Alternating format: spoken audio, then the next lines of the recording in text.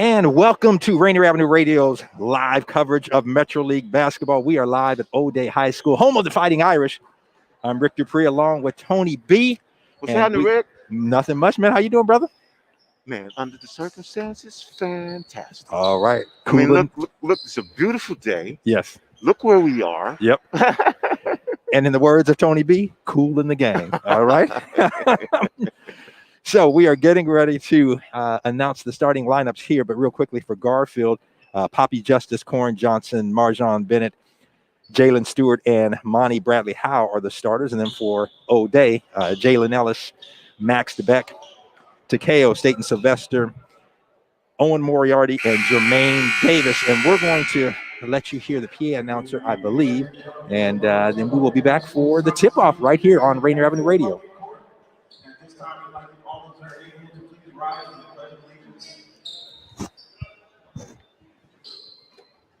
And so we have a limited number of fans here. We're rising for the Pledge of Allegiance at this point.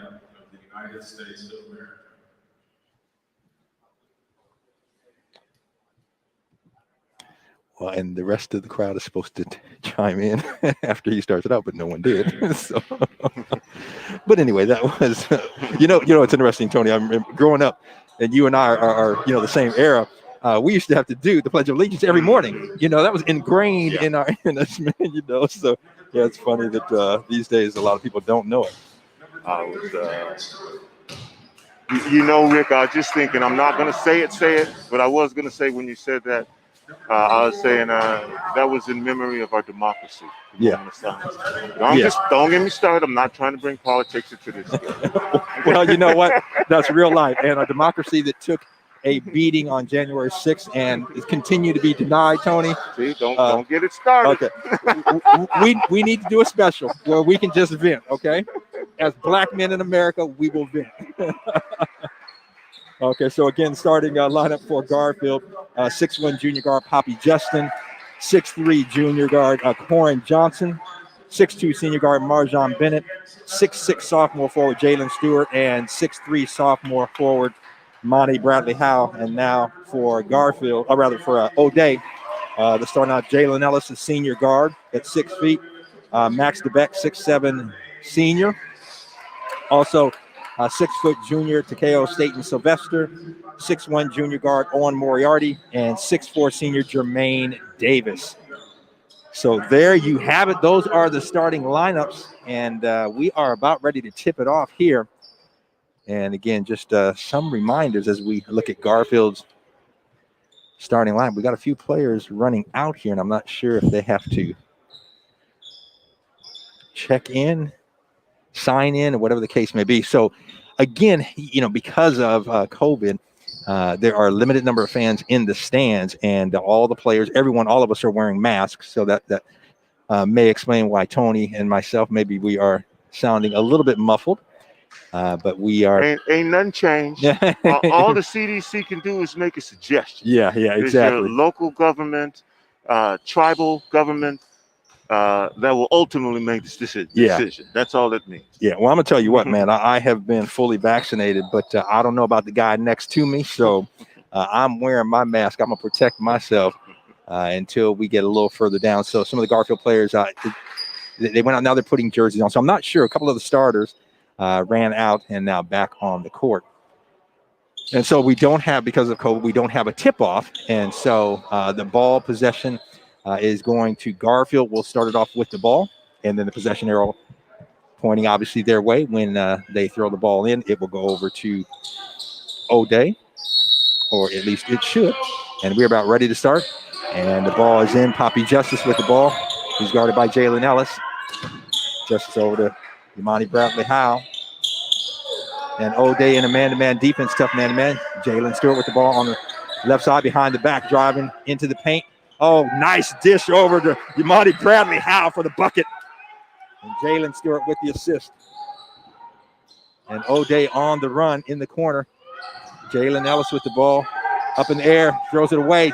Jalen Stewart with it on the other end, coming across the timeline. Stewart, the jumper won't go, but there's Bradley Howe for the rebound. And back out top in the hands of Poppy Justin. Oh, check that, Corin Johnson. Corin Johnson driving to his right. Finds Poppy Justice on the left baseline and out to Yamani Bradley Howe for the three. I'll tell you what. Yamani Bradley Howe, you know what, Rick? I've been waiting for him to have a breakout game. Maybe this is it. Yeah, the 6'3" sophomore, and he can play. I just like his skill set, you know? Oh, and a great drive on the other end. Jermaine Davis taking it all the way to the rack and off the window, making it a 5-2 Garfield lead. Bradley Howe across the timeline. Tripped up, loses the ball, gets in the hands of Jalen Ellis. Ellis across the timeline. Over to Takeo State and Sylvester driving. And, a couple of Garfield Bulldogs there. Marjon Bennett among them with the block along with Corin Johnson. So the Fighting Irish will have the ball out on the baseline, 24 on the shot clock. In the rec league on a Saturday with some middle-aged players, that would have been a nice move. yeah. But not with these young guys. not only are they got the quick feet, but they play up above the rim, my brother. Boing. Oh, and a bad pass intercepted there by Marjon Bennett. Bennett throwing it up for Corin Johnson, trying to do a little alley-oop, and a couple of O'Day players there to knock it away, among them Owen Moriarty. So the Bulldogs. He got lost the ball. Yeah. And got put in a position, well, I got to try and do something. Right. And so Corin Johnson got his hands on it, defended there, though, but the Bulldogs will take it out. Marjon Bennett taking it out on the baseline. Out to Poppy Justice, on top to Bradley Howe. Now Corin Johnson. Johnson, long three-pointer. Off the side, no good, but there's Yamani Howe. Bradley Howe, I should say, with the rebound, steps out. The three-pointer won't go. The rebound to Max at the back. And the Fighting Irish on the run. Owen Moriarty, covered by Corin Johnson. Driving Jalen Ellis, can't handle the pass. And then on the other end, Bulldogs running. Corin Johnson behind the back. And threw it up. He's going to draw the foul. I tell you what. You talk about playground, baby. He went behind the back and then kind of flipped it over his shoulder. I was at a loss for words. Yeah. I was going to say, that was a nice play. Come on. He going hood on him. Shoot. Welcome to the playground, baby, right here at Old Day, home of the Fighting Irish. So Corin Johnson fouled on the play. He'll go to the line for 2. 5:54 left to go in the first quarter. And the Bulldogs leading the Fighting Irish 5-2. And Corin Johnson last week was our Rainier Avenue Radio Metro League Student Athlete of the Week for his performance last week. 29 points. And 20 of those in the first half. And he was the difference maker for Garfield. We talked about that, Tony. Yeah. And the timeliness of his shots as well. Oh man, yeah. 9 points in the second half, but the fourth quarter, I mean, he made some big plays and in a close game. So he hits both free throws to give the Bulldogs a 7-2 lead here. 5:50 left to go in the first quarter. And the Fighting Irish, Jermaine Davis spinning around, finds a Takeo State and Sylvester, who's going to be fouled on the floor, driving to the basket, no shot. So it'll be Fighting Irish with the ball on the baseline with a new 30. Trailing 7-2 here early in the ball game. Takeo State and Sylvester looking, finds Owen Moriarty. Moriarty way outside, shoots a three, and it's good. Owen Moriarty making a pay for them backing off. He said, okay, you don't want to respect me. On the other end, Tony, it is heating up here. Monty Bradley Howe going to the basket. It was contested. And let's see, I think they're going to call offensive foul. Yep, they're going to say he pushed off. And so O'Day with the ball. That was contested. You had a couple guys that said, no easy buckets here. Corin Johnson throwing his hands up saying, hey, man, I don't like the call, but it is what it is. Bulldogs in their full court, man. Press, just giving a little pressure. Jalen Ellis between the legs. Finds Takeo State and Sylvester over on the baseline. And that was Jermaine Davis going to the basket. And among players there, Monty Bradley Howe. Bradley Howe. Yeah. And they're going to call him for a foul, but he said, next time you come in here, Mr. Davis, you're going to be thinking about it because I am here. And Davis is one of those guys who I call it bounce. He gets up. Oh, yeah. 6'4", senior, and gets up and has no fear. His first free throw, nothing but net. So to pull the Fighting Irish to within 1, 7-6. They can tie it up here.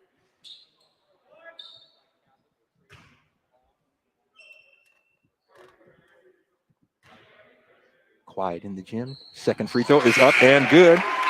And we'll have a couple of substitutes coming in. DJ Perkins and Russell McFarland for the Fighting Irish. So the Fighting Irish in just a kind of pressuring in backcourt there, just man pressure. Corn Johnson brings it across and drives into the paint, loses the ball, and then fights for it, gets it back. Oh, and then yeah. Poppy Justice saw him and made a cut to the basket, and Corn Johnson got it to him for the easy basket on the other end. Heads-up basketball. Jermaine Davis spin move won't go there to block it. Is Marjon Bennett along with Imani Bradley Howe. Bulldogs on the other end. Corn Johnson, long three-pointer. NBA range. Corn Johnson. And you know what I said last week? This guy gets hot. Oh, man. Yeah. If he gets hot, watch out. Or Moriarty on the other end won't go, but there for the rebound is Russell McFarland. The shot won't go. And Poppy Justice with the rebound. He brings it across the timeline. Looking to his left between the wickets, as Kevin Calabro would say. Now cuts, good move. And the ball is knocked away and stolen by Jermaine Davis. And Jermaine Davis, a step around move, kind of the Euro move, and they give it to him. No trouble, he gets the bucket. So Jermaine Davis, 6 of the 9 points for the Fighting Irish here early. Jalen Stewart on the other end. Oh, the ball goes halfway down and spins out. And Stewart can't believe it. And Jermaine Davis on the other end behind the back. And looking on the outside and stolen by Jalen Stewart. He's all alone. Watch out. Stewart. Oh, and was going to dunk in and then decided to lay it in and hit the back iron and bounced out. So nothing there for Jalen Stewart after a great defensive play. Stolen on the other again. Again, Marjon Bennett to Corn Johnson. And Corn Johnson goes for the dunk and bounces out. Dunk. Oh, the Bulldogs, 2 easy buckets and just couldn't make them, couldn't get them in. On the other end, on the corner, three-pointer. That's Owen Moriarty for 3. Oh, my goodness. That's a pretty big turnaround there. That is. So that ties the score at 12. But Garfield could have had a 6-point lead. It's a tie ball game now. Trying to add that hot sauce. Yeah, man. Don't go up there if you're not sure. 2 points is 2 points. Whether you dunk it or you lay it in, I don't care. Corn Johnson drive in the paint. Passes it out to Poppy Justice. The three-pointer won't go. And Jermaine Davis with the rebound. Out to Takeo Staten Sylvester. He backs it out. Over to Davis, over to Moriarty. Moriarty thinks about the 3. Now driving into the paint. Jalen Stewart is there, blocks the shot, then tips it to Corn Johnson. And so the Bulldogs on the run. Johnson fakes to the right, goes to his left. No call. Boy, looking for the call there, didn't get it, missed the shot. And Jay Perkins across the timeline and drives, takes it right to the rack. And the bucket to Jay Perkins. Get back. And on the other end, Corn Johnson with the lay-in and the foul. Oh, they're going back and forth, Tony. Yeah, the nice switch to the left hand by Jay Perkins almost got lost in the sauce with the quick pass down to Corn Johnson on the other end, and then Jerome Davis hustling down there to contest the play. Yeah. But ended up picking up the foul. Yep. Now, the Jay Perkins, they say he's 6 feet. I don't know about that, but we'll give it to him. They'll say 6'1", and he went in on the 6'6" Jalen Stewart, and Jalen Stewart was there to make the block, but as you said, he switched it to the left hand, and a nice bucket there. Corn Johnson on the other end. That was Kyrie Irving-ish. Yeah. Corn Johnson misses the free throw. A rare miss by him. Battle for the loose ball, and the referee says it was a kick ball. And so the possession arrow going O'Day's way. No, check it. Going the Bulldogs' way. Forgive me. So the Bulldogs will have it. Rick, I want to say thanks to Public Health Seattle and King County for powering these Metro League boys and girls high school basketball broadcasts. Thank you, Tony. And on the inbounds play, the pass inside to Sherelle McCollum. And McCollum with the lay-in, giving the Bulldogs a 16-14 lead on the other end. Fighting Irish with it. Jay Perkins almost loses it. Passes it over. Checking in is Mason Williams now. Williams over to Perkins. Perkins won't go. Fight for the rebound. And it's going to be Mason Williams with it. Williams out to KO Staten Sylvester. Staten Sylvester, the shot won't go. Fight for the rebound. And Staten Sylvester gets it. Spins in the paint. Then dishes out to Mason Williams. Mason Williams won't go. And so the Bulldogs on the run. Corn Johnson, the three-pointer.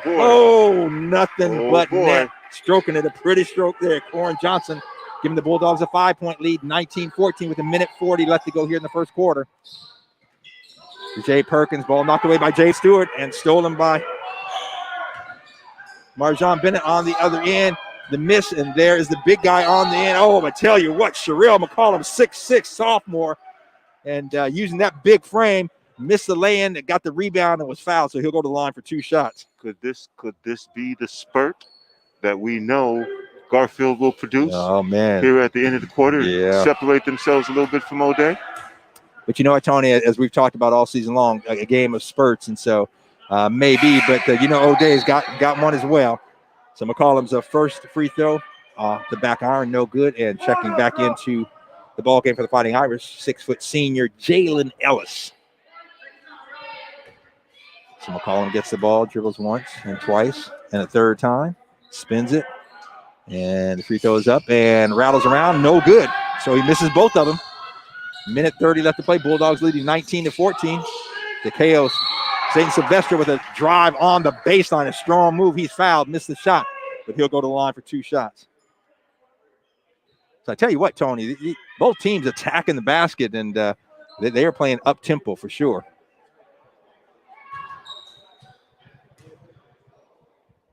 DeKaos, State Sylvester. First free throw is up and in. And checking back into the game for the Fighting Irish, 6'7" senior, Max DeBeck. And we know that's what it is. Yes, I checked because we've been saying DBEC or whatever. It is DeBeck. And I went over and asked one of the O'Day guys, I said, how do you pronounce the name? I want to make sure we get it right. DeKaos State and Sylvester, second free throw is up and in. I don't know if he's playing baseball or not this year, but he's a really good baseball player as well. And with both sports being this spring, I don't know if he's able to pull that off, but he's a pretty good pitcher out there. So checking in for the Fighting Irish, 5'8" freshman Noel Davis. And, drive to the basket, one-hand lay-in. Giselle Jackson, who just checked in, making it look easy. On the other end, Fighting Irish moving the ball around. DeBeck with it, guarded by McCollum. DeBeck looking for an opening, got cutting, but the ball's knocked away. Corn Johnson comes up with it across the timeline. And out to Jalen Stewart, the long three-pointer. Off the side of the rim, won't go. And that will fall out of bounds. So it will be Fighting Irish ball. Checking back in for the Fighting Irish. Number 22, Owen Moriarty. And 6'4" senior, number 24, Jermaine Davis. So 51.8 seconds left to go here in the first quarter. Bulldogs leading by 5, 21-16. The Fighting Irish moving the ball around. That is Jermaine Davis, and looking for someone cutting, and thought he had a player cutting. He didn't, threw it out of bounds, and so the Bulldogs will take over with 40.5 left to play. 30 on the shot clock, so about a 10-second difference between the game clock and the shot clock. Fighting Irish applying a little man pressure just to make the Bulldogs take a little more time to get across the timeline. Corn Johnson does. He's guarded by Owen Moriarty. And Johnson drive to the basket off the window, a little too hard, won't go. Rebound comes down to Mason Williams, and out to the senior, Jermaine Davis, streaking for the lay-in. On the other end, the Bulldogs, Jalen Stewart gets it, and he lays it in. Oh, I tell you. Got him off his feet and ducked under. Yeah. Both the Bulldogs and the Fighting Irish, man, they are getting up and down the floor, Tony. They are looking for the fast breaks, looking for that outlet pass. And 2 instances of that just now. So with 15.9 left to play, the Fighting Irish with the ball, trailing 23-18. Jermaine Davis with the ball. Over to Mason Williams. Williams, a sophomore guard. Gets a screen from DeBeck, goes to his left, then DeBeck rolls, but it's stolen by Jalen Stewart. And a second left, and the shot is up at the buzzer. Nope, he did not get rid of it. That was Giselle Jackson, and he was not able to release it before the buzzer. So at the end of one, the Garfield Bulldogs here on the road at O'Day, leading the Fighting Irish 23-18. Rick, I don't know directly if this applies to you, but are your kids bored in the house? Bored in the house. They bored somewhere. I need to get them out the house. You got something for them? No. Summer camp. Oh, all right. You can take your kids to summer camp. Children of ages 5 through 12 can enjoy a number of enriching activities, from building Minecraft models, Legos, make your own comic book. And you can stay after in sparks or sports or parkour. And Rick, there's both in-person and virtual summer camps. This is from June 21st to August 27th. Nice. And they have both day and night camps, so AM and PM. And scholarship for summer camps are also available. So if you want to register, call 206-684-7481 or visit seattle.gov/parks. All right. Yeah, 206-684-7481. But I think that is 5 to 12. Yes, sir. Okay. Well, I think my kids are a little bit too old for that, Tony. Although one of the grandsons can do it. He's 11, soon to be 12. The other's 2. Well, Rick, in this rematch of the 3A state championship last year, I mean, a few different places, but a lot of familiar faces as well. As we started 23-18, Garfield out in front. Ball was tapped away. Again, ball into Poppy Justice in the front court, being defended by Mason Williams. Looks like a foul called on the Fighting Irish, Tony. Yeah, that was off the ball. Mr. Rick, I didn't see what happened. Did you? Yeah, and they called it on Max DeBeck, set a holding foul, just trying to keep the big guy, Sherelle McCollum, off the block. That's only the 14 foul on both teams, only 14 fouls. So, well-played game so far. Ball comes into Johnson, defended by Moriarty. Johnson fires from the corner. Oh, net for Corin Johnson. Quickly into Mason Williams. Wilson to Moriarty. 26-18 now. Ball over to Noel Davis. They're letting them play. A little physical. Garfield swiping at everything. Looks like they have open layup. Challenge, though. Debick, help me out, Rick. DeBeck. Gets the rebound, tap, and gets it in. Yamani Howell in the front court. Lazy pass, and that's not going to work in this game. And Williams with an under move. Nice basket by Mason Williams, sophomore. Man, great spin move and to get some space there to get the basket. Quickly down the other way. We've got a three-point shot that bounces out the front wing. Yamani Howell with the rebound. McCollum with the ball now. Backs away from the right elbow and sinks a jumper. It's a nice shot from McCollum. 28-22. They don't really depend on him for scoring, but that was a nice shot. Layup doesn't go. Battle for the rebound underneath. McCollum does what he does for his team. That's what they rely on him to, the rebound. But I tell you what, that was a nice little step-back jumper. Quickly into the front court, just splits the defense right down the middle. Poppy Justice with another bucket. Nobody there to stop him, Tony, when he took it all the way to the rack. Got to stop him. And Moriarty loses the ball. And not happy with himself, kind of unforced the error there, turnover. And lost it, checking back in for the Fighting Irish. Number 2, Jalen Ellison. Number 20, Takeo State and Sylvester. So with 6:19 here to go in the half. Garfield on top by 8. Garfield with the ball. Giselle Jackson in the front court, defended tightly by Takeo State and Sylvester. They do get the ball low to McCollum. Will he do it again? No, this time he passes it. Shot is up by Justice. That's not going to go. As a matter of fact, it gets stuck. In the corner of the rim there, the backboard, man. I will say this, it never looked good. No. I'm not surprised that's how it ended up. Yeah. Man, you can't do that if you're trying to do it,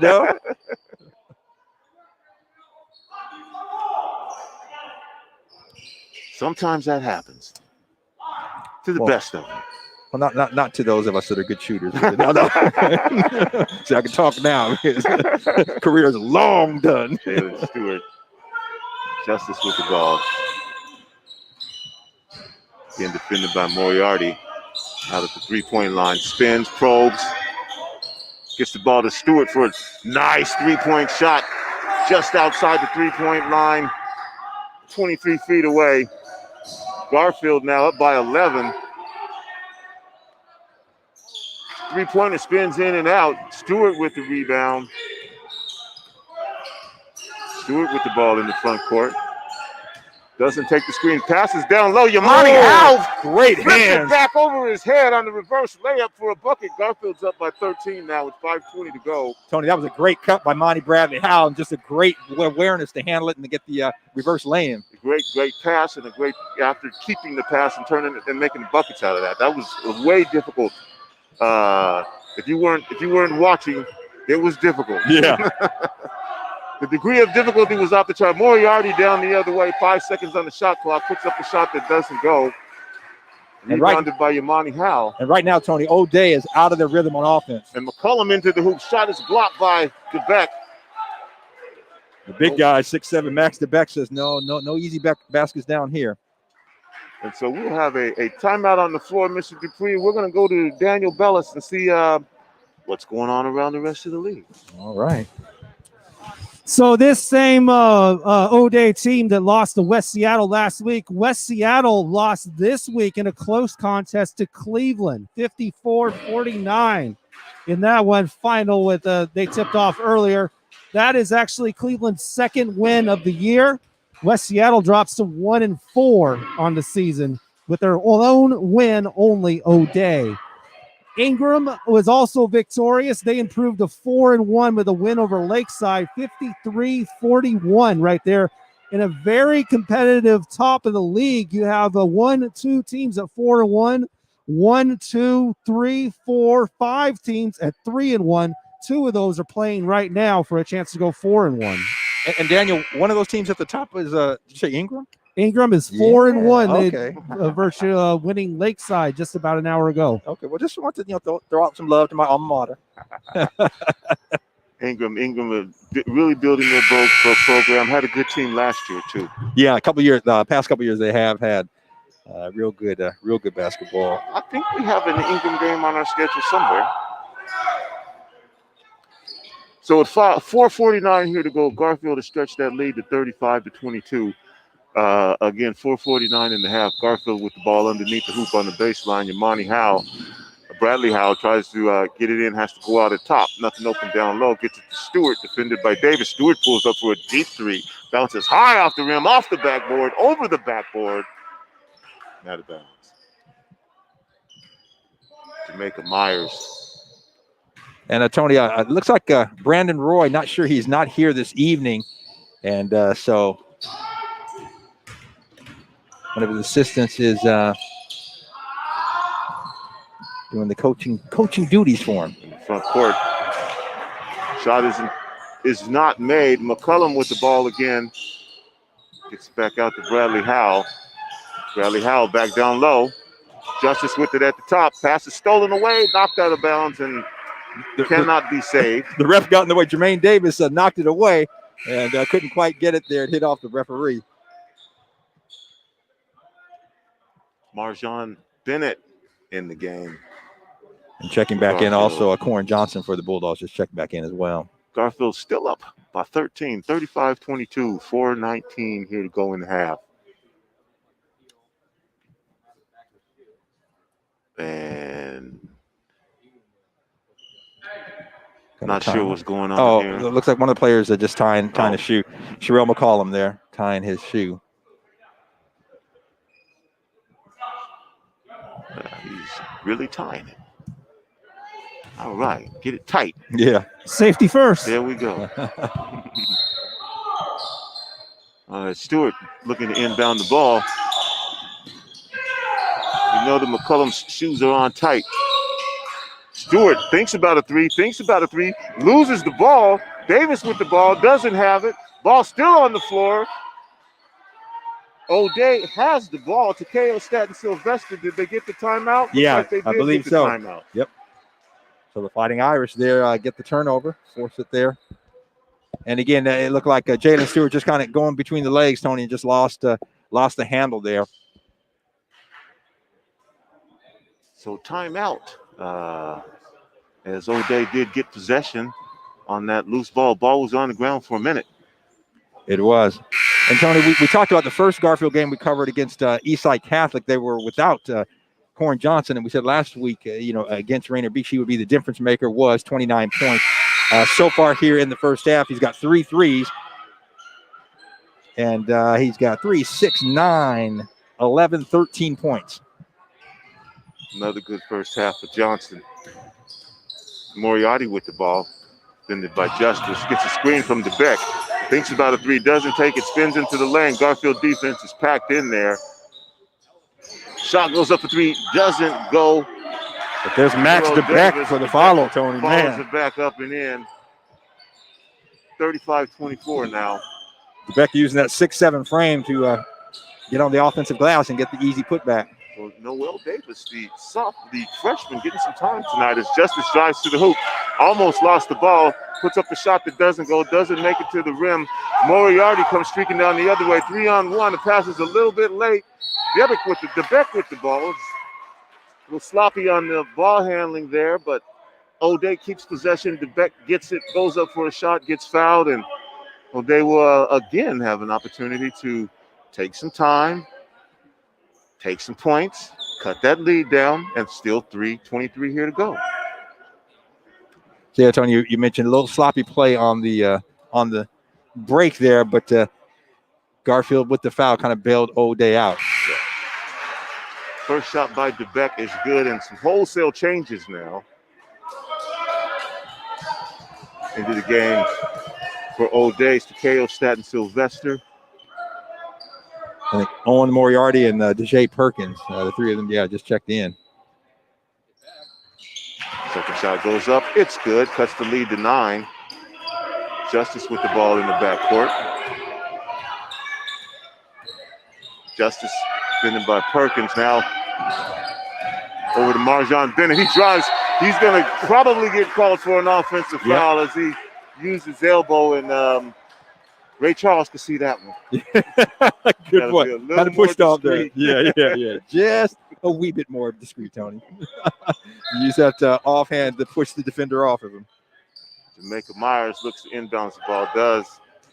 Gets it to Perkins. Perkins gets it across the half-court line. Over to Moriarty. Screen. He's got an open three and drills it. Owen Moriarty. That's all he needed was a little space, and he got it off the screen. And suddenly O'Day back within 6, making 35-29 with 2:52 here to go. Garfield loses the ball out of bounds. Yeah, Justice just dribbled it out, had a little defense there. And that was Moriarty's third three-pointer, by the way.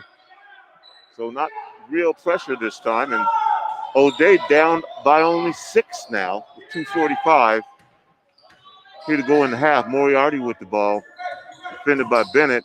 Again, they kind of do the same thing. This time blanked on the screen. Nice cut, nice pass, a nice bucket by DeJay Perkins. DeJay Perkins pump fake, had the defender on his back, threw it up with the left hand off the glass with some English on it. Yeah, that and little spun English. It in. He got Monty Bradley Howe off of his feet, and Bradley Howe came down on DeJay Perkins' back. And Tony, like you said, he used that little English and got it off the backboard. Just a beautiful play there. He'll go to the line. So this is an opportunity, Rick, to cut this lead from 4 to within 3. Just got to hit your free throws here.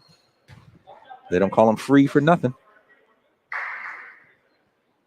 Jay Perkins, lefty, the 3 is good, and that's 35-32 now. O'Day within 3. Quickly in the front court is Justice. Behind his back, being hawked by Perkins. Marjon Bennett to the lane. Shot doesn't go. He was looking for the foul, Tony. Didn't get the call. Moriarty go to Dybbuk. Dybbuk fakes, doesn't go. Dybbuk tips it back up in. Rebound, gets the bucket, and O'Day has pulled to within 1 with 2 minutes and 10 seconds to go in the first half. Corin Johnson with the ball out on top, using Stewart for a screen. Johnson takes it himself, rolls, it doesn't go, bounces out. Davis loses the pass, flip back in. Garfield retains it. Poppy's Justice finds it open. Corin Johnson in the left corner. Bing! Corin Johnson for 3. And Moriarty down the other way with the right-handed runner. Flips it in for 3 points with 1:40 to go. It's 38-36. Garfield's on top. They almost lose the ball out of bounds. Poppy Justice pressured there in the corner by DeBeck. Does get it away to Marjon Bennett, defended by Moriarty. Bennett puts it in the hands of Corin Johnson. Not a bad place to have that ball, defended by Staten Sylvester. Johnson for a deep 3. It's good! Johnson for a deep 3, guarded tightly by Staten Sylvester. That's his 5th 3-pointer of the first half, Tony. Quickly down the other way. Moriarty spins the ball up off the right side, doesn't go, bounces off. Jermaine Davis gets the rebound, back up. Shot misses everything, but because he was fouled. So I'll tell you what, Jermaine Davis is just he's a workhorse underneath Tony, and he will do what he has to do. And a good offensive rebound there, and as you said, got fouled on the putback.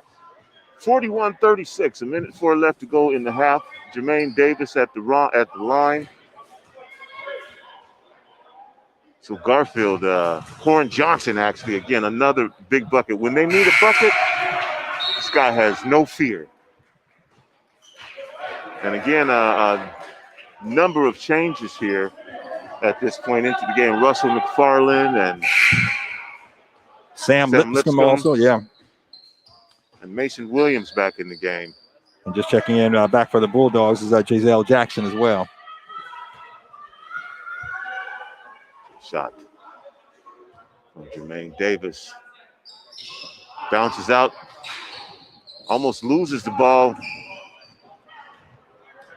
Back the other way. Poppy Justice.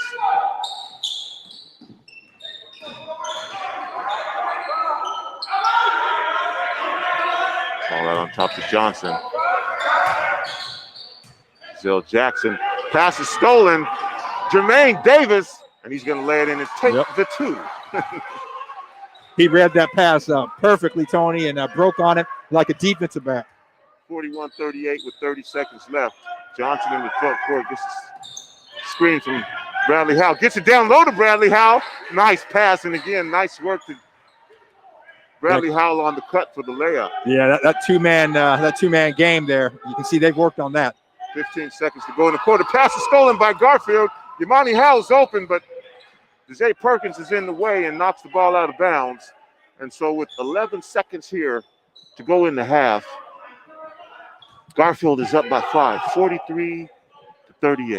And Russell McFarland on that other end for the Fighting Irish, Tony, just couldn't handle the ball, lost it, led to the steal.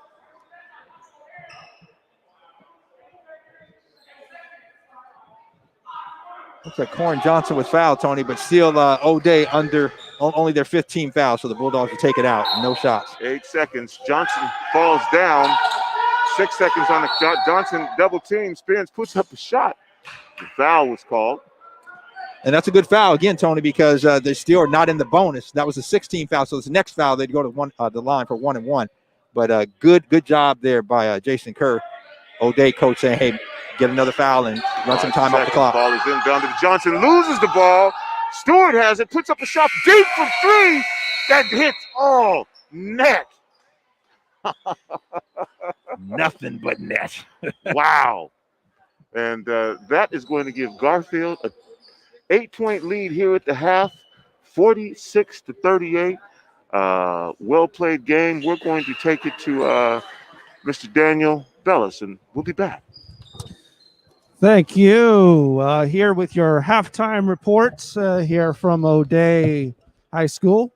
Reported by Public Health. Seattle and King County powers Metro League girls and boys high school basketball broadcasts. 1,000 COVID-19 vaccine shots are available each day at Public Health Seattle King County sites. No appointments needed. Learn more, kingcounty.gov/vaccine. kingcounty.gov/vaccine. Just at the half at Roosevelt and Ballard in a close, low-scoring contest. Roosevelt leads by a few, only by 5, 21-16 at the half right there, as Roosevelt tries to keep pace with the top of the league as well. They're 3-1 on the season, as they are playing right now and lead over Ballard. Ballard right now is sitting at 3-3 on the season into this game. So if Roosevelt holds true, they can stay there on the top line, as Eastside Catholic is the clear leader at 4-0. But Nathan Hale, Ingram are tied at 4-1 currently. And O'Day, Roosevelt, Garfield, and Rainier Beach all at 3-1 right now. Of course, all of those are playing right now. Rainier Beach is playing against Eastside Catholic in a tough contest for them. Garfield and O'Day, of course, are playing right now. And Roosevelt right there is playing against Ballard. So we'll see if they can keep pace with Nathan Hale and Ingram, or which of these teams will fall by 3-2 by the end of the day. In action that from earlier games starting at 6 p.m., Ingram was able to defeat Lakeside to move to 4-1 on the season. Lakeside drops to 0-3 right there. And as well as that, Cleveland defeating West Seattle and getting their second win of the season. They improved to 2-4. And that drops West Seattle to 1-4. The same team whose only victory on the season against this O-Day squad. Curious. Definitely. Our next game on Rainier Avenue Radio for boys basketball and girls basketball will be between two overshadowed teams on Tuesday. And that'll be between Lincoln and Cleveland. So in the boys contest, you got a 2-4 Cleveland team against an 0-5 Lincoln team. And then on Tuesday as well for the girls squad, it'll be a couple of winless teams. Lincoln's at 0-5 on the season and Cleveland's at 0-4. So this Tuesday on Rainier Avenue Radio, you'll see a team get their first victory of the season. We don't know which team, but you'll find out. 5:45 is for the girls and 7:30 for the boys. Most of the girls basketball scores are actually in, so we can go ahead and report to them to you. Garfield stays undefeated with a win over Holy Names. That's 52-50 right there. And Seattle Prep also staying undefeated. 63 to Nathan Hale's 18. A blowout win there for them. As they are the two squads in girls ball, well, three squads actually in girls ball that are undefeated. They are the two leaders. Garfield has played one more game. They're 5-0. Seattle Prep is at 4-0. That's why they're in second place. Franklin is also undefeated. They've played two games, so shortened schedule than compared to the rest of everybody. They're at 2-0 on the season, courtesy of their win over Chief Self, a 62-32 contest right there. So if they play more games and keep winning, they'll move back up. They'll move up the schedule, but because courtesy of only 2 wins out of 2 games, that means they're in 9th place right now. Nathan Ailes actually in 3rd place in girls ball at 4-2 on the season. That loss to Seattle Prep, a curious one right there, as Nathan Hale was actually favored in that game. Anyway, Blanchette downed Lincoln 51-10. Lincoln, unfortunately, is still winless on the season, and Blanchette improved to 4-2 right there. That actually puts him in a tie with Nathan Hale for 3rd place. Franklin defeated Chief Self. That was a 62-32 right there. Ballard winning over Roosevelt 40-34 in that contest. Both the Ballard boys and girls are both at 500 right now. I think they're both at about 3-3 on the season, actually. And Roosevelt's loss dropped them to 3-2 with a tie with Nathan Hale and Bishop Blanchette. Also, Eastside Catholic and Rainier Beach. We do not have a score from that contest, unfortunately. In that one, we'll get that one to you when it comes in. In baseball, earlier today, Lincoln and Lakeside faced off in a battle of 2 of baseball's top teams this year.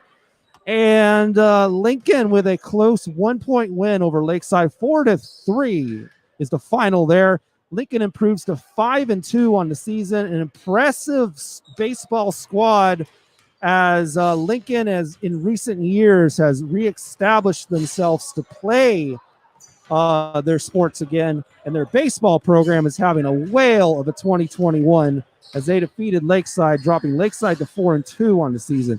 Eastside Catholic also cruised to a easy win against Chief Self, 9-2 final there. Eastside Catholic is the lone undefeated team in baseball this year. They're at 4-0 on the season. Chief Self drops to 3-3. O'Day currently leads baseball standings at 6-1 on the season. Lincoln's in second at 5-2. Eastside Catholic, they have played less games, but they won all of them. So that puts them in 3rd place at 4-0. Blanchette 4-1, Lakeside 4-2, Roosevelt 3-2, Chief Self 3-3, West Seattle 2-2, Rainier Beach 2-3, Ingram 2-4, Seattle Prep 2-4, Ballard 2-5, Franklin 1-3, Garfield 1-5, Nathan Hale 0-6, Cleveland 0-5. Our next baseball game broadcast on Rainier Avenue Radio will be between two of baseball's highest squads on Monday at 3:30. You'll be able to check out Seattle Prep against Lakeside. Lakeside coming into this contest at 4-2. Seattle Prep coming in at 2-4 as they try to redeem their season and get it on par with their basketball program. Their baseball needs a little bit of a jump here in 2021. We're getting a Jamal Rayshawn Harris here in the comment section say Eagles got the win versus. Yes, of course. They definitely did get the win against West Seattle in that game starting at 6 p.m. And like we mentioned before, that was Cleveland's second win of the season, dropping West Seattle to 1-4. The same team whose only victory on the schedule this year is against this O'Day team last week in a surprising upset. But they do drop to 1-4 after this after that win by Cleveland. Softball scores from yesterday include a dominating win by Eastside Catholic, 11-0 over Cleveland. Chief Self narrowly over Holy Names, 9-8. In softball for the year so far, Roosevelt is the clear leader at 4-1. You got Chief Self in second at 3-2. West Seattle, although undefeated, has only played 2 games. They're in third at 2-0. You got Garfield 2-1, tied with Blanchette. Eastside Catholic also 2-1. Ballard and Holy Names 2-2. Seattle Prep at 1-2. Tied with Nathan Hale. Ingram also at 1-2. Lincoln, Cleveland, Rainier Beach, all waiting to win a softball contest this year. We are mere minute away from the second half here at O'Day High School with Garfield leading O'Day 46-38. We're going to pass it along to your team, Rick DuPree and Tony B. Thank you, Daniel. Appreciate that. And Tony, that first half, again, as Daniel said, Garfield leading 46-38. For the Bulldogs, Corin Johnson leading them with 19 points. But he got a lot of help. Monty Bradley Howe with 9 points. Jalen Stewart with 8, including that three-pointer at the buzzer. Sherelle McCollum off the bench also with 4 points. On the other side of the court for the O'Day Fighting Irish, Owen Moriarty with 3 3-pointers, leading the Fighting Irish with 11 points. Jermaine Davis had 10. Max DeBeck had 8. And I should note Corin Johnson in the first half there sank 5 3-pointers. Leading the way to his 19 points, and Garfield leading 46-38. And nice little move. Staten Sylvester with the bucket there. Scoop shot with the right hand from the left side, off the glass. So the Bulldogs now with the ball, and a 46-40 lead here on the road at O'Day. Poppy Justice over to Monty Bradley Howe. Over to Justice. Justice driving into the paint. Then he finds Marjan Bennett out. Bennett out back to Justice. And O'Day holding him out. And Justice forces the shot, and he draws nothing but air. The air ball goes out of bounds. So great defensive set there by the Fighting Irish, Tony, to make it very difficult for the Bulldogs to try to get a decent shot. Shot clock violation. Yep. On Moriarty. Yeah, didn't touch any iron. Moriarty across the timeline to KO Staten Sylvester, with the ball. Down to Jermaine Davis.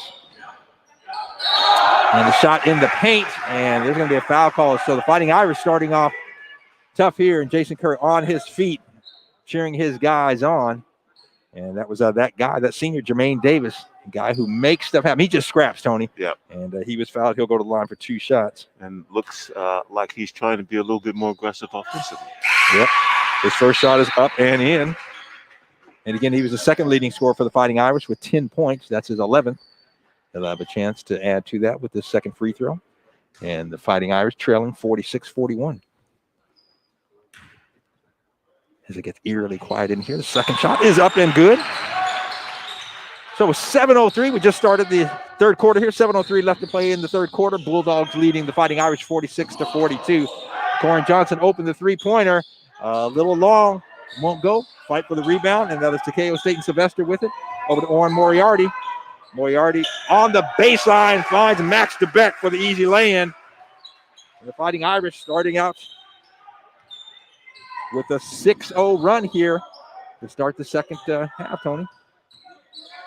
Well, that's what's been happening all year, Rick. You said that earlier. Yeah. Yep. A game of runs, Garfield, and they throw the ball away.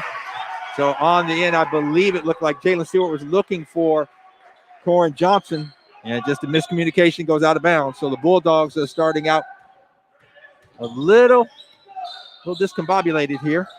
Fighting Irish on the other end. Jalen Ellis out to Jermaine Davis. Davis over to Max DeBeck. Jalen Ellis, the three-pointer, falls short, won't go, but he gets his own rebound. Good hustle there by the senior. In the paint, the short jumper, and it's good. Jalen Ellis makes the Bulldogs pay for not blocking him out and pulls the Fighting Irish to a tie, 46-46 here, as the Fighting Irish start out the second half with an 8-0 run. Jalen Stewart guarded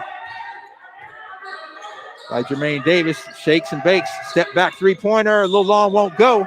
And so right now the Bulldogs playing a lot of one-on-one, not getting any kind of flow on the offensive end. And the Fighting Irish, Jalen Ellis, a three-pointer, in and out, won't go. The rebound to that guy we called his name a lot, Monty Bradley Howe, but a loose ball, errant pass, and Fighting Irish come up with it. Takeo Staten Sylvester, little floater off the window, won't go. Rebound to Jalen Stewart, and he's going to be fouled. Well, that's just the way it flows sometimes when you're playing back and forth basketball. Yeah. You try to force something, you're trying to, and not really forcing, but you think you got something, and just a few bad passes there, so they're going to foul. I believe the foul was called on Takeo Staten Sylvester. Yes, it was. That's his first team foul of the second half. So with 5:25 left to go. That's 2.5 minutes, a little bit more, and Garfield hasn't scored yet in this quarter. Yeah. Good point, Tony. Fighting Irish have outscored the Bulldogs 8-0 here. And some words going on between Corin Johnson and Owen Moriarty, and the referees come to split them up. And they are jawing back and forth, Tony. And we got to watch that. Corin Johnson's still talking, and Moriarty's still talking, both of them. And the referees calling the technical, I believe, on both players. Let's see. No, maybe not a technical, but let's see. The referee, she's coming over talking to both coaches, saying get those guys out of the game, I believe. So they'll be replaced. Corin Johnson doesn't want to come out, but he's going to come out. The referee said, now you got to come out and cool down. Yep. So that's a good call, Tony, by the referee. That's one way to cool them down. Yeah, she did a good job. I mean, instead of calling the T, said, no, you come get them, because they're not stopped. They're continuing to draw. So bringing the ball across the timeline, Giselle Jackson over to Sherelle McCollum on the baseline, back out to Jackson. 20 on the shot clock. Jackson driving baseline. Kind of pushes off, gets away with it. The floater won't go, and there's Max DeBeck with the rebound. So again, the Bulldogs have yet to score. Jay Perkins over to DeBeck. DeBeck driving to the paint, and he loses it, kind of slips down and loses the ball, Tony. So turnover. So a little sloppy play, just a little bit. Moriarty checking back in for the Fighting Irish. And Johnson checking back in. He's trying to check in, but Coach Javon Nickens is saying, no, come on the bench. So Corin Johnson is not happy. One of the other assistants coming over talking to him right now, trying to cool him down. He's not hearing it right now, Tony. So the Bulldogs, Jalen Stewart comes across the timeline. Tie game, 46 off. 4:52 left to play. Stewart between the legs. Driving behind the back. See a lot of one-on-one play right now. Baseline driving, loses the ball. And coming down with it is Jalen Ellis. And out to Moriarty. Moriarty takes it all the way to the paint, and it's good. And just like that, the Fighting Irish take a 2-point lead, 48-46. Johnson wants back in the game. Yeah. Johnson's not but happy. You got to keep your cool. And drive on the other end of basket by J.Z.L. Jackson, called off. They're going to call him for a foul, I believe. It was. Yep. Offensive foul. So the Bulldogs right now falling apart. They've been outscored 10-0 here at the start of the third quarter. Tony, the start of the second half. We are almost halfway through the third quarter. The Bulldogs have yet to score. They went into the locker room, if you will, leading 46-38, and they have been outscored 10-0. And right now, the Fighting Irish leading 48-46 with 4:27 left to go here in the third quarter. Timeout on the floor, and the coach Javon Nickens sitting in for Brandon Roy. And a couple of years ago, when Brandon Roy took the year off, Javon Nickens, close friend of his, has been on his coaching staff, took over the head coaching job at that time. Also, Jamal Williams, the great Husky player, is on the bench there, and one of Brandon Roy's teammates, both at Garfield and then at UW. Trey Simmons also on the sideline, and Javon Nickens now over there talking to Corin Johnson, Tony, trying to calm him down, trying to get him to understand. And that's the one thing, Corin Johnson, a great player, but still young. He's only a junior, and you got to understand you can't let situations and players get in your head. You got to be calm and just make them pay. And again, that's one of the things I love. I mean, Jordan talk now, but you know what? Jordan made him pay on the court, and it's funny because Michael Jordan was a guy, and you saw the Last Dance and that whole series there, and he was the type of guy, he never wanted anyone to know he was injured, or if he had something going on, didn't matter. He always wanted that mental advantage, and he never let if somebody got under his skin, he didn't let them know it. And that's something, again, Corin Johnson, young player, he'll learn that. So he's still on the bench, and his coaching staff, and like, let's let him calm down, and hopefully get back, and then he can be in fuego, which he's a guy that can put some points on the board in a hurry. Meanwhile, the Fighting Irish taking the ball out, and the Bulldogs in a full court man press. Jay Perkins coming across. He's guarded by Monty Bradley Howe. Over to Orrin Moriarty, guarded by Poppy Justice. 16 on the shot clock. And Bulldogs tightening up the defense. Moriarty in the paint. Floater off the rim, won't go. Fight for the rebound. And Max DeBette comes up with it. Jay Perkins with the cut. The ball's loose. DeBette gets it. Free throw line jumper. It's good. Max DeBette. So the loose ball, and the Fighting Irish make the Bulldogs pay. Fighting Irish leading 50-46 on a 12-0 run here to start the second half. Good defense by Garfield, getting their hands on a number of balls, but just couldn't corral it. O'Day ended up with it and got the basket out of it. They were hustling as well. So a lot of contact, Tony, and a great drive, great cut to the basket. That was Jazale Jackson. Couldn't hit it, though. Left it short. And on the other end, Jermaine Davis taking it. The pass over to Takeo. Satan Sylvester back to Davis for the basket. And, Tony, all at once, the Fighting Irish leading 52-46. And this is a 14-point run. 14-point run. By O'Day. Yeah. No points in this quarter. And how long is he going to keep Corin Johnson? And another on the turnover. Bench? And Jermaine Davis motors down, and another bucket. And I think the Bulldogs need a timeout. We'll see if they call it. Johnson's at the scorer's table now. Yeah, he's checking back in. So the Fighting Irish with 2:50 left to go here in this third quarter, lead at 54-46, a 16-0 run to start the second half here by the Fighting Irish, holding the Bulldogs scoreless. Jalen Stewart, fall away jumper, and he forced it up there, Tony, but the Fighting Irish bailed him out, and a good play there by Orrin Moriarty going over to help out Jalen Stewart, help him up. And so good sportsmanship there, and hopefully with Corin Johnson checking back in, he and Orrin Moriarty won't continue to draw back and forth. Well, Garfield definitely got the worst of that. Yeah, they really did. They paid for him. Yeah, they did. And, we talked about this against Eastside Catholic. It was the same thing. They didn't have somebody to go to when they needed a bucket, and they needed to stop that run. And Jalen Stewart stepped up and ended up forcing a couple shots. And like you said, it was a lot of one-on-one players trying to make something happen. But that's when you really need to settle down. Or on the other hand, if you got a guy who can get you a bucket. Yeah, that go-to guy. And for the Bulldogs, he was on the bench, number 3, Corin Johnson. So Jalen Stewart at the line. First free throw is up and good. And that is the first point of the second half for the Bulldogs. They trail at 54-47, 2:41 left to play. So mark that, Tony, at the 2:41 mark. Garfield gets their first bucket. Down 7. So still very much in the ball game, and as you have mentioned, we've talked about all season long, a game of spurts, and the Bulldogs, without question, capable of that. And a timeout on the floor, and I believe they're looking where the players fell down. So what they're doing is having the floor cleaned off, Tony. So again, taking extra precautions just with bodily fluid and what have you, making sure that all of those areas not only are cleaned off for the sake of COVID and safety, but also for footing. You don't want guys on that baseline there slipping on the sweat that was on the floor there. So 2:41 left to go here in the third quarter. O'Day leading the Garfield Bulldogs 54-47. Jalen Stewart the 6'6" sophomore for the Bulldogs at the line, shooting the second of his 2 free throws. Bends a knee, shot is up, and it is good. So pulls the Bulldogs to within 6, 54-48. On the other end, Noel Davis with the ball. The freshman in the paint. Goes up the jumper, won't go, but going high for the rebound. Was Jermaine Davis. Jermaine Davis. And Jermaine Davis finally gets the tip in and extends the lead back out to 8 points, 56-48 for the Fighting Irish. Corin Johnson on the other end loses the ball, goes down on the ground, and they're going to say it was out on the Fighting Irish. So again, the Bulldogs, Tony, have to, in a situation like this, you got plenty of time. You got to take your time. Can't try to get it all back in one fell swoop. And so referee coming up and a couple of other players.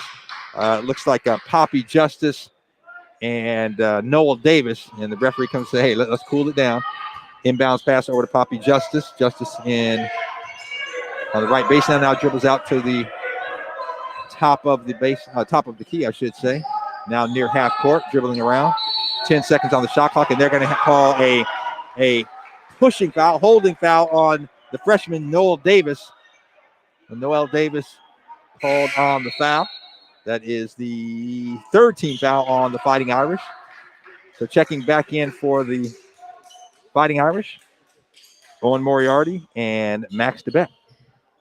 Well, I just wonder, Rick, if Noel Davis is any relation to Jermaine Davis. Well, it could be. Unfortunately, we don't have that information here. They don't give us those little tidbits. And he pulls his way. Strong move by Sherelle McCollum using his size. Yeah, that bulk created some space, got a pump fake, and then laid it in. You don't see that enough from these young players, Tony, using the pump fake. When you're 5'7" like I am, you got to use every advantage, everything to your advantage, and the pump fake was one. On the other end, the Fighting Irish with the ball, Jermaine Davis. And when you're 6'6", about 230 like McCollum, you need to use that to your advantage. Yeah, absolutely. And Jermaine Davis with the miss, DeBeck with the tip in won't go, and then Sherelle McCollum with the rebound, and I believe he was fouled. Yep, they called a foul on the Fighting Irish. DJ Perkins called on the foul, and so the Bulldogs will take over, trailing 56-50, a minute 30 left to go here in the third quarter. Now, did I say 6'4", McCollum? I meant 6'5". 6'5", and some sophomore. Oh, and Monty Howell Davis with the great, Bradley Howell, forgive me, with the drive to the basket and could not get it to go down. And so the Fighting Irish's ball, Moriarty, over to the freshman Noel Davis. Davis back to Moriarty. And Moriarty driving all the way to the paint, takes it in, but won't go. Can't finish, got to finish that. And there for the rebound, the Bulldogs, and on the run, Corin Johnson, long three-pointer, won't go. He cooled off being on that bench, so he's going to have to warm back up. Jermaine Davis and Johnson with the steal. And Johnson takes it in. Oh, and the ball in and out, won't go. And he's not happy. Moriarty with the rebound, and the Fighting Irish running. Jermaine Davis in the paint, takes it all the way in, and the lay-in, Jermaine Davis. There is a lid on the Garfield hoop this quarter. And Jermaine Davis, 10 points in this quarter, and giving the Fighting Irish a 58-50 lead with 33 seconds left to go. Bulldogs with the ball. Poppy Justice down to Monty Bradley Howell. And Monty Bradley Howell using his size, Tony, for the bucket. His first bucket of the second half. Pulls the Bulldogs to within 6, 58-52 here. 17 seconds to go. So the shot clock is off, and the Fighting Irish. Oh, and the block. Moriarty with the three-pointer. Corin Johnson there for the block, but Moriarty gets it back and over to Davis. Davis with the drive. The freshman. Oh, underneath the lay-in, Tony, out the window. Noel Davis. And 1.7 seconds left in the ball at half court, Rick. An opportunity here for Garfield to get a shot off. But I tell you what, Tony, you see why the freshman Noel Davis is out there getting some playing time for Coach Jason Kerr. And he showed, what's the word you used last week? A little moxie, huh? He showed a little something there and got that lay-in to give the Fighting Irish a 60-52 lead, 1.7 seconds. So Monty Bradley Howell taking the ball out at half court. And Fighting Irish playing man-to-man, trying to Garfield. The ball comes into Corin Johnson. Johnson, the long three-pointer. Oh, off the rim, won't go. And that was a Steph Curry range there. It was on the money, just a little short. Yep, it was right on the money. And so, again, at the end of 3, the Fighting Irish of O'Day an 8-point lead, 60-52. And I tell you what, Tony, they outscored the Bulldogs there 24, or check that, 22 to 6 in that half, or in that quarter, I should say. Yeah, and solid defense, and again, Rick, you can't take away the fact that Johnson had to sit down, and Garfield just didn't look smooth. No, and not efficient at all. on offense. Not at all. And they play at an up-tempo pace, so there's going to always be a little bit of chaos going on. Right. But offensively, the ball just wasn't moving. Yeah. So again, the Fighting Irish outscoring the Bulldogs 22-6 in that quarter to take the 8-point lead going into the fourth quarter. They were trailing by 8 going into the half, and again outscoring the Bulldogs 22. I'm making sure my math is right. 38-60. That's 22 points, I believe, and then 46-52. I believe that's 6 points. So my math is solid, Tony. All right. Special thanks to Public Health Seattle and King County for powering Metro League basketball. And we know that Garfield can be electric. So this one is far from over. Corin Johnson with the ball on top. Johnson defended by Perkins. And I think we're going to have a blocking foul. We will on the deck. And Tony, that is looks like the 6th team foul, if I'm not mistaken. Maybe the 7th. Let's see. It looks like number 6. Yep. And so from this point forward, the rest of the game, Garfield will be going to the line when they're fouled. So Bradley Howe leaves.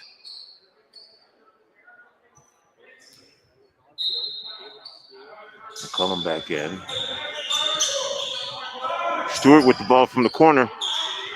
Fades away from about 15. Shot doesn't go, knocked out of bounds, and Garfield will retain possession. Yeah, off the hands of Miles Clark, who checked in, Tony. And Stewart's shot was halfway down the cylinder and then came back out. And Bennett in that baseline where there's not a whole lot of room, Rick, between the really baseline and the wall. So you're not going to be able to back up. You're going to have to run up and down the sideline, and I don't think that you can do that on that particular play. I think that's only on a made shot. Right. But we have evidently a foul call. Yeah. Poppy Justice was fouled, so a hold on the inbounds play, so he'll go to the line for 1-and-1. Poppy Justice, pretty good free throw shooter. Hope I didn't jinx him. And of course not. Pretty good free throw shooter. You're a pretty good free throw shooter. You can't be jinxed. Justice makes the first free throw. Second free throw from Poppy Justice can pull Bulldogs within 6. All net goes through 60-54, 7:45 here to go. A little trouble getting the ball in. And finally into the game, Miles Clark comes back and retrieves the inbounds pass and gives it up to Staten Sylvester. Ball in the hands of Davis, loses the ball. Garfield will patiently walk the basketball in the front court. Johnson with it now. Johnson looks like he wants a shot. They clear out for him. Johnson pulls up deep from 3, bounces off the rim, doesn't go. Tipped by McCollum, doesn't go. DeBeck gets the rebound. Quickly into front court. Staten Sylvester rises, goes for the double pump. Layup converts. It's good. Quickly down the other way. Corin Johnson with a nice long step. Puts it off the backboard. Doesn't go. McCollum's there for the rebound, but we'll have a foul call. Yeah, Corin Johnson. Day Fighting Irish. Yeah, Corin Johnson, strong move to the basket, Tony, was fouled on the play. And maybe this is what he needs to kind of get warmed up, get a couple free throws in, because since coming back into the ball game, his shot has been off. But he is, and not Corin Johnson, we've seen him now for a couple of years, not really a streaky shooter. He's a guy who is pretty consistent. So first free throw by Johnson is good. 62-55 with 7 minutes to go in the game. Johnson's next shot, that one's good as well. Rolls over the front lip. Lead is back to 6. Quickly in the front court, Noel Davis. Moriarty with the ball, back to Davis. On Staten Sylvester, tries to slip a pass low, passes taken by Poppy Justice, who drives to the hoop, almost loses the ball, looking for somebody. And then we're going to get a foul call down low. Ooh, Tony, I don't know. I didn't really see a foul there. For the early in the game and through the start of the third quarter, the referees are letting a lot of contact happen.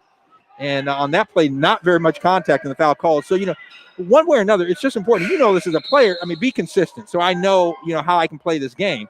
Don't at one point allow a lot of contact, and the next time there's barely any contact, you call a foul. Well, the incident between Moriarty and Johnson may have had something to do. Yeah, no, that's a really good point. You're right. The decision to, hey, wait a minute, we're not going to let this get out of hand. We had to sit y'all down on the bench. Yeah, no, that's a really good point.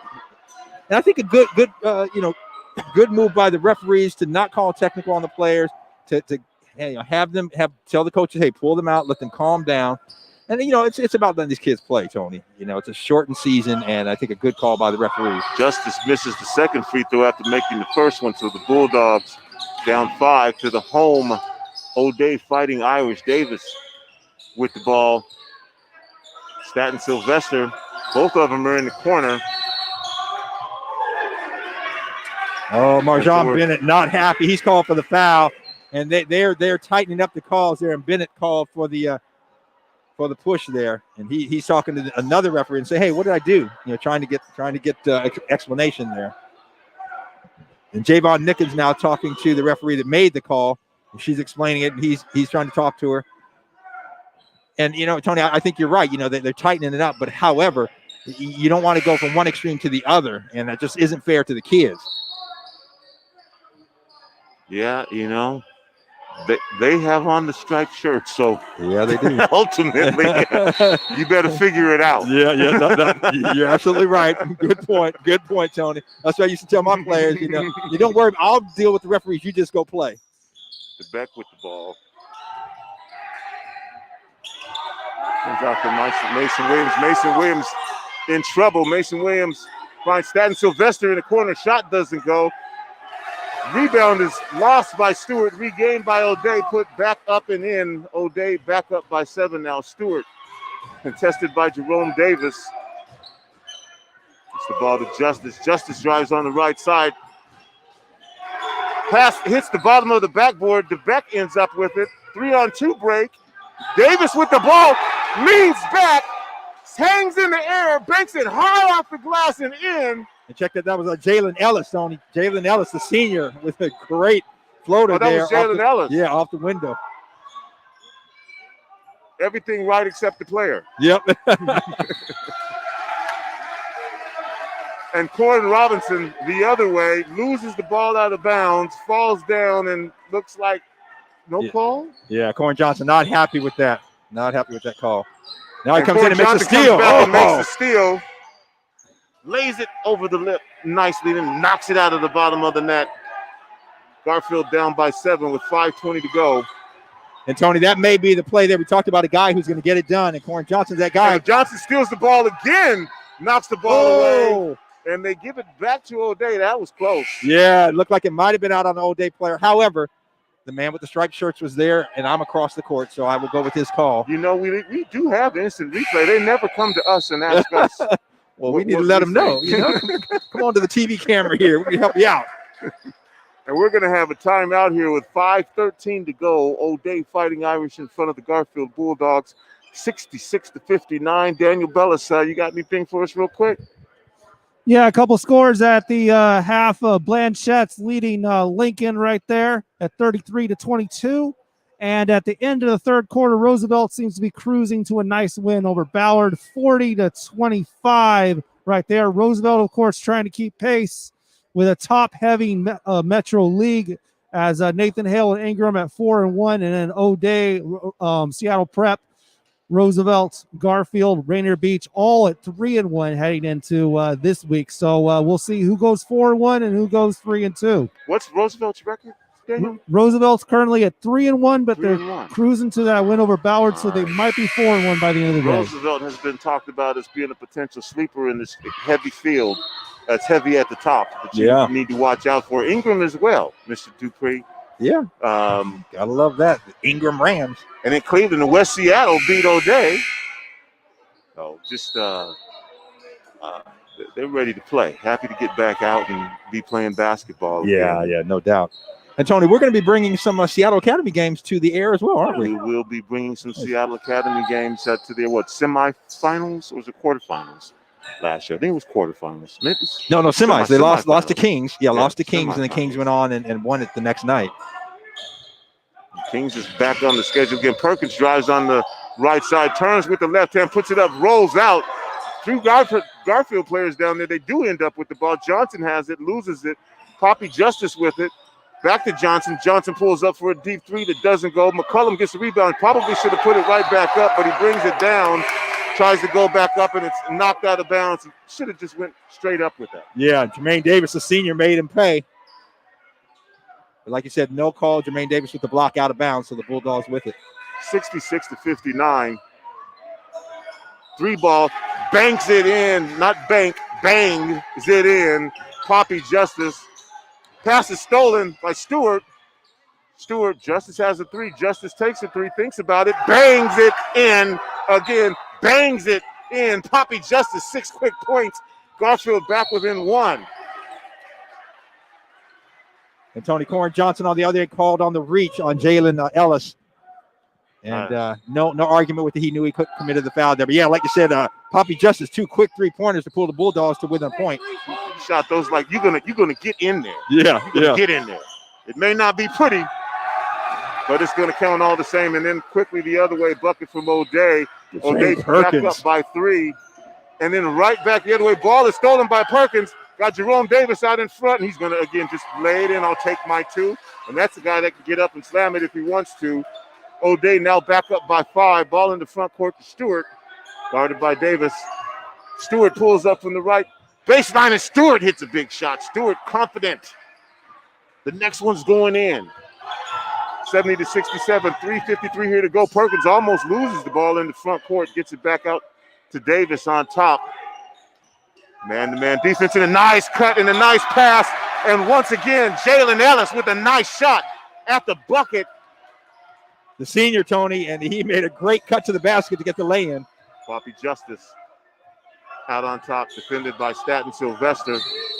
And we got something called. 5 second call. 5 seconds. So again, Garfield applying that constant pressure, and if you fall asleep, well, there you go. Yeah, and so what they called again, you got to move the ball, you got to cross kind of that imaginary line, if you will, and Poppy Justice didn't do that, and the referee, she's not playing. Tony called him on the 5 second call there.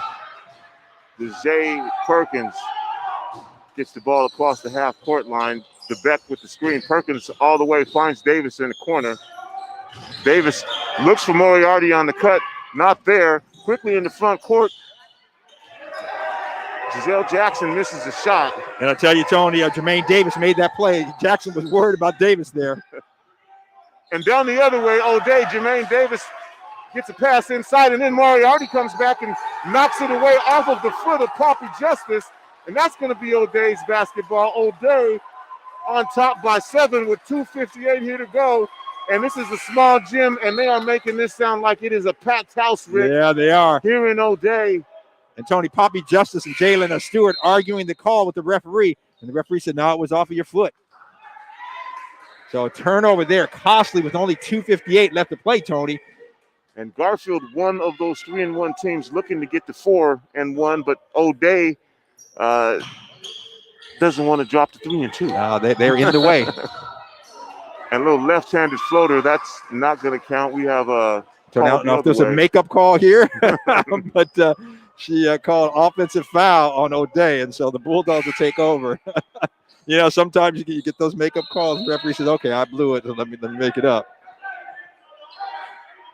So O'Day. Yeah, Jason Kerr, O'Day coach, not happy with it. And Tony, looks like he gave the senior Jermaine Davis about a 15-second rest, and Davis checking back in the ball game. So Warren Johnson with the ball. Warren Johnson all the way, spins right, lays it up over the left hand, doesn't hit anything, no call. Is there a call? Yeah, there is a call. Okay. Yeah. Warren Johnson arguing he's not happy, but he got the foul. Foul was called on on Jalen Ellis. So Corin Johnson will go to the line for 2 shots. Johnson a little bit out of control, but trying to put some points on the board for his team. Yeah, and Tony, again, I talked about him being a young player, and he let what happened in the third quarter with Orrin Moriarty kind of throw him off his game, and he hasn't gotten back into rhythm yet. And so, you got 2:46 left to play, and this is a time when you really need. He missed the first free throw, and that is something we don't see very often. The first free throw for Corin Johnson bounces off the right side of the rim angrily. So again, one of the things to say, when you get thrown out of your rhythm, man, you got to. It's over. It happened yesterday. You got to keep playing.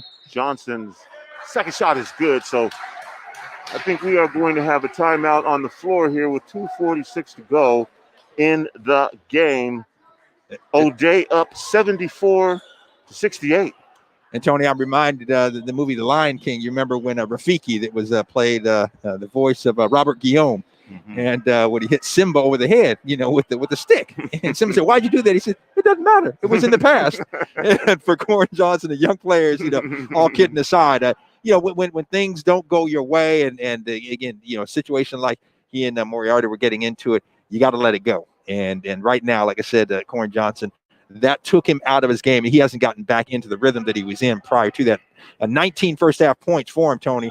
And he's come on here and hit a few, but here in the second half, didn't score in the third quarter. So here in the fourth quarter, has a bucket and 3 free throws. But he's a guy they're going to need to get back on his game immediately if they, being the Bulldogs, are going to have a chance to cut the 6-point lead and a chance for a win. And either way it goes, whichever team you're on, everybody in the stands can be saying it was a foul. Everybody in the stands can be saying, but you know who matters? The people in the striped shirts. Yep. And so you need to figure it out. You can complain about it if you want to. Yeah. But you need to figure it out. Yeah, you really do. That's a good point. And if however they're calling it, you got to adjust your game to that. Looking to inbounds, the pass does get it into Perkins. Staten Sylvester goes Perkins 2-on-1. Shot is blocked by Bradley Howe. Tried to do a little left-handed flip shot. Didn't go. Yeah, Yamani Bradley Howe not fooled at all with that, Tony, and stayed right there with him. Perkins looks to get the ball in, does to DeBeck, guarded by ball to Perkins out on top. Perkins, lefty down the left side. Looking for Debick down low. Debick with it now. Double team, gets it out on top to Ellis. Ellis pulls up, rolls around, doesn't go. Nice jump by Davis, keeps it alive. Ellis with the ball again. Shot is blocked. Oh, they're going to call the foul on Jalen. Jalen Stewart, but Tony. That foul is going to be on Jalen Stewart. Man, that's a close call. That looked like all ball. But again, like you said, the only people that count are those in the striped shirts making the call, and they call them for the foul. So O'Day up by 6.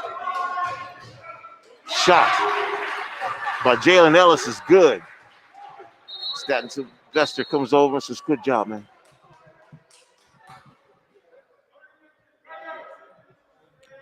So it looks like we got a referee's timeout, and the referee's discussing something, Tony. I'm not sure what.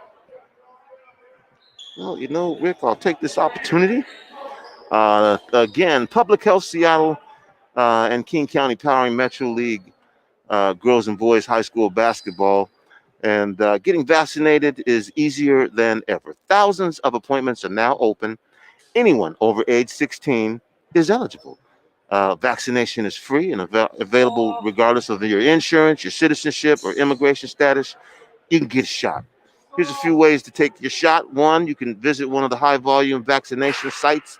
Locations include Kent, Auburn, Seattle, Renton, Redmond, and Shoreline. At many sites, no appointments are needed. You can find out more at kingcounty.gov/vaccine.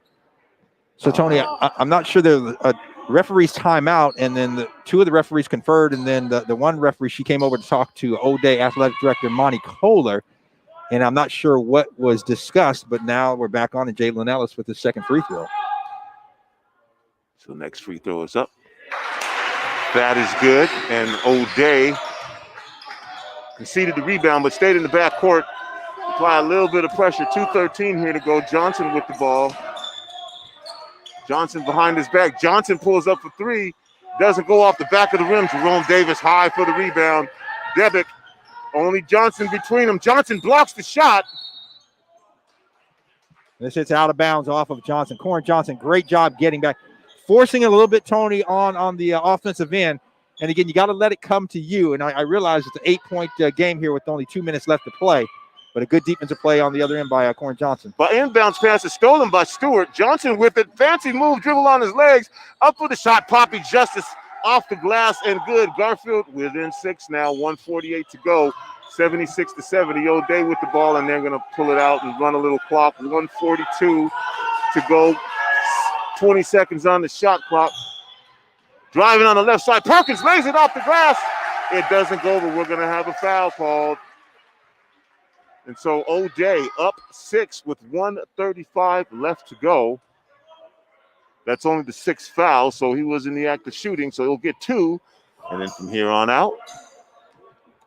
And O'Day already more than 10 team fouls, so Garfield in the double bonus. Perkins misses the first free throw. Tony, I also want to give a shout out to Taylor Kareen doing a fine job on the main camera. And so we're streaming on Facebook Live. Next shot. Perkins knocks that through. And we're going to have another timeout. Rick is O'Day now up by 7, 77-70 with 1:35 left in the game. Yeah, I tell you. And also I was saying, our listeners and viewers can watch the stream on our Facebook Live page, YouTube or Twitch. But Taylor Kareen running the show, doing a great job.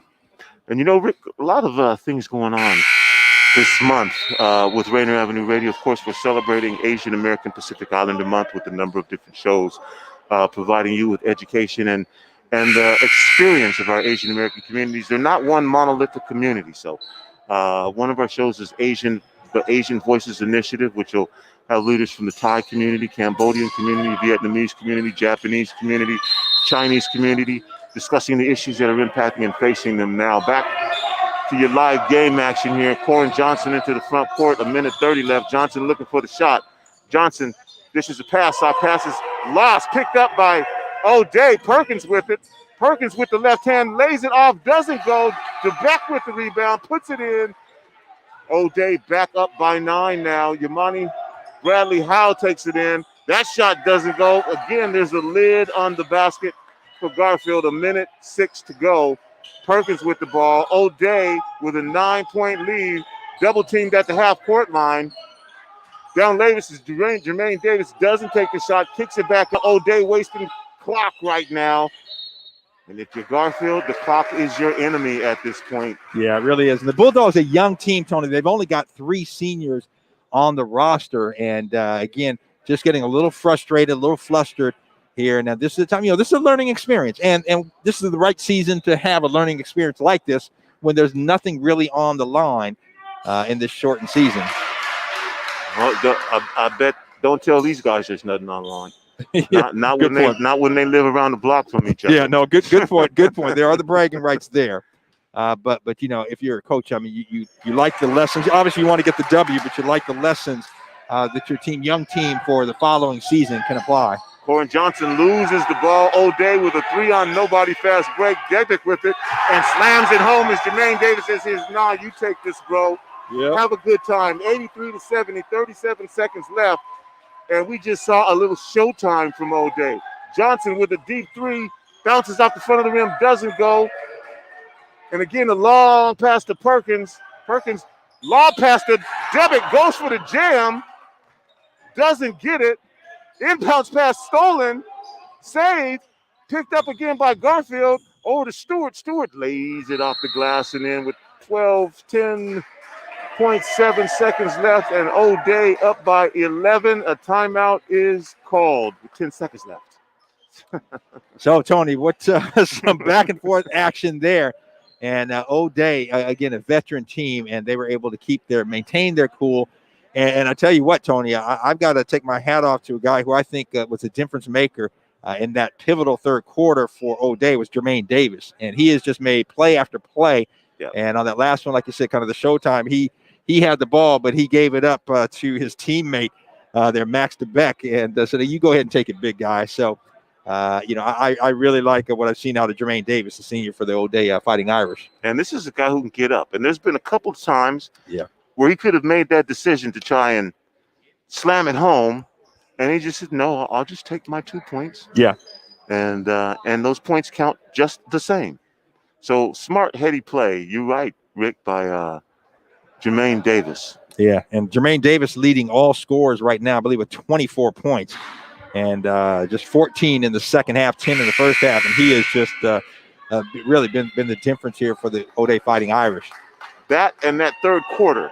Yeah. Well, that's where O'Day took control. And again, the big situation there was as you had Owen Moriarty and Corin Johnson going at it, and both players were forced to sit down. 11 seconds left, and Garfield giving them nothing. Foul call with 9.3 left on the clock as Garfield concedes nothing. Oh, no. They'll never concede until the final tick on that clock goes off. So DJ Perkins was fouled, Tony, on that play. He'll go to the line for 1-1. And still the 1-1 first shot is good. It's 84-72 now with 9.3 seconds left. O'Day ahead by 12. Next shot by DJ Perkins. That one's good. 85-72. Ball into the front court, and that's Johnson, and they're going to let him go, and he's going to lay it up over the lip of the rim. 2 seconds left. Johnson pounds the wall, and O'Day is going to come out of this, Rick, with a pretty convincing victory after a strong third quarter, being down at halftime by 8. 14, 16 unanswered points. And then again, Johnson 19 in the first half. First half, he finishes with 26, but again, didn't score in that third quarter. And just a strong showing by the Fighting Irish to come away with the win. So, wow, Rick, a great game here. Certainly would like to thank everyone for watching. And as I was mentioning on Rainier Avenue Radio, our celebration of Asian American Pacific Islander Month, this is a little ways away, but keep an eye out for it. We're going to have a big Juneteenth celebration. Looking forward to it. Yes, sir. That should be a wonderful opportunity for more folks to learn about what Juneteenth is. And that's what I was going to say, Tony, a great educational opportunity for people that don't understand and don't know. And again, without going into a lot of detail, not until 2 years after the Emancipation Proclamation, we're finally the final, African Americans were freed. And so that's what Juneteenth is all about. Now, last year, because of the George Floyd incident that happened on May 3rd, it took on special significance. Yeah. And we'll see if it maintains that same steam, which I hope it will. Either way, we're going to do it big. You dig? And we'll be at Othello Park. There's a great lineup. I don't want to, steal anybody's thunder. But we'll be announcing that. And then on June 21st, as we do every summer solstice, we'll be celebrating Make Music Day Seattle with music all over the city. It'll be a combination hybrid event of live performances virtually and music lessons, and then live performances on the waterfront where the big wheel is, and we'll be at Westlake Park, and we'll also be in Pioneer Square, and we'll be in communities all over Seattle, Rick. We'll have buskers in front of banks and fitness centers and barbershops and hair salons, just celebrating music all day long. Man, we're all over the place. Rainier Avenue Radio.world. And of course, we're going to be also covering some Seattle Academy basketball games. All right. Looking forward to that as well. All right. Mr. DuPree, any final words before we go? Man, just a great game. And as we say every week, so happy that we can bring Metro League action into the homes of a lot of these families. All right. Well, on behalf of Rick DuPree, Daniel Bellis, and Daniel, anything really quickly you want to give to us? Yeah, something huge right there. Nathan Hale was leading with 3 seconds left against Seattle Prep, but Seattle Prep James a 3, and they are now 4-1 on the season. Nathan Hale suffers their second loss to drop 4.